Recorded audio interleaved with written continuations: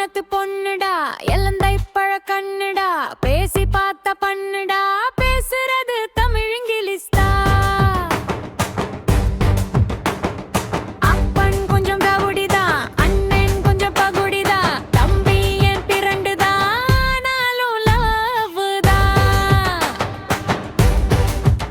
படிப்பு கொஞ்சம் உச்சம்தா வேலை இங்க கஷ்டம்தா வேலைவாசி உச்சம்தா குடும்பமானல் கஷ்டம்தா வெளிநாட்டு மோகம்தா காசண்டால் காணும்தா பவுன் விலையோ அச்சம்தா